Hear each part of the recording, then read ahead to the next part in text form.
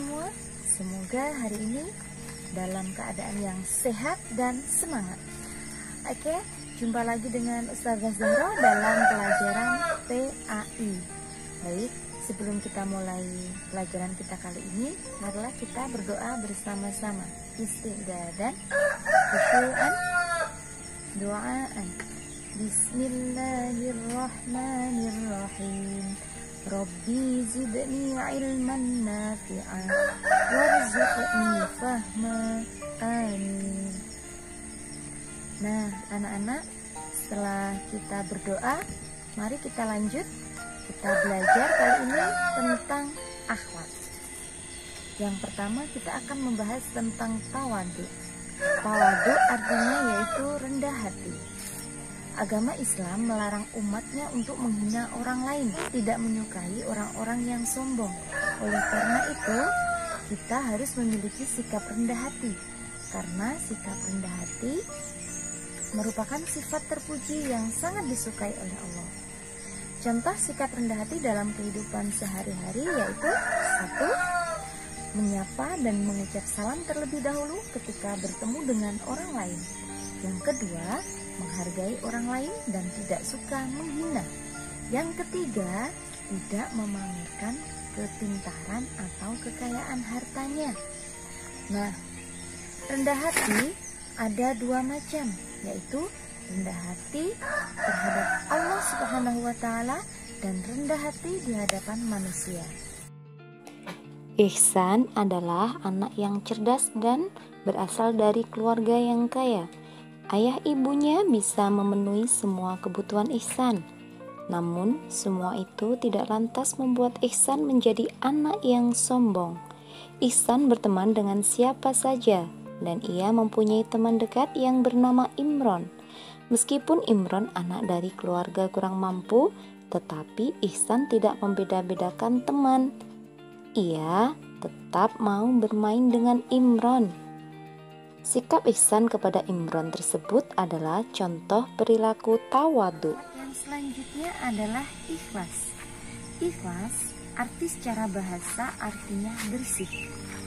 Ikhlas secara istilah yaitu mengerjakan suatu kebaikan dengan niat hanya untuk Allah Subhanahu wa Ta'ala.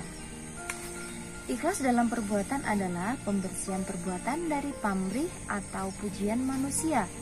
Ikhlas dalam perbuatan hanya mencari keridhaan Allah Subhanahu wa Ta'ala. Segala sesuatu yang kita lakukan harus ikhlas, antara lain 1. Melaksanakan ibadah harus dengan ikhlas agar kita mendapat ridho Allah Subhanahu wa Ta'ala. Yang kedua, belajar juga harus ikhlas agar ilmu kita bermanfaat. Yang ketiga, membantu orang tua juga harus ikhlas.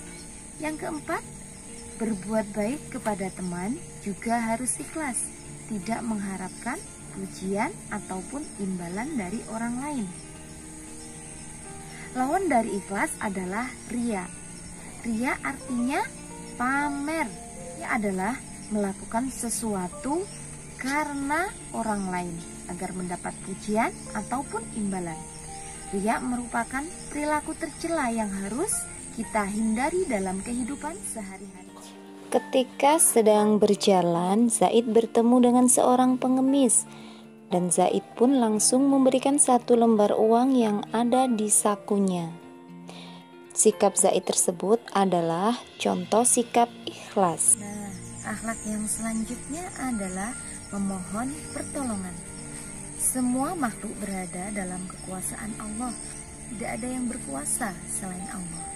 Kekuasaan manusia berada di bawah kekuasaan Allah. Untuk itu, manusia tidak boleh sombong ketika berkuasa. Kekuasaan manusia bersumber dari pemberian Allah. Kekuasaan Allah itu tidak terbatas. Kelahiran, kematian adalah bukti kekuasaan Allah. Bencana yang terjadi adalah wujud dari kekuasaan Allah. Kalian pasti yakin bahwa Allah Maha Kuasa dan Maha Berkehendak. Maka dari itu hanya kepada Allah lah kita memohon pertolongan. Seperti firman Bismillahirrahmanirrahim.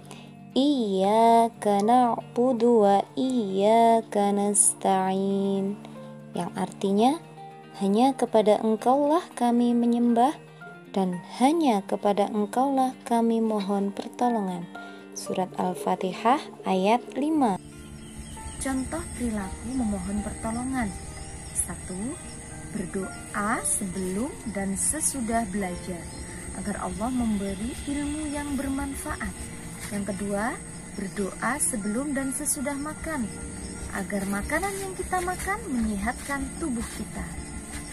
Nah, baik anak-anak, cukup sekian pelajaran kita hari ini. Dan untuk soal latihannya akan Ustazah kasih di akhir video ya. Sebelum kita akhiri belajar kita kali ini, kita mengucapkan hamdalah bersama-sama. Alhamdulillahirabbil alamin. Sekian dari Ustazah. Wassalamualaikum warahmatullahi wabarakatuh.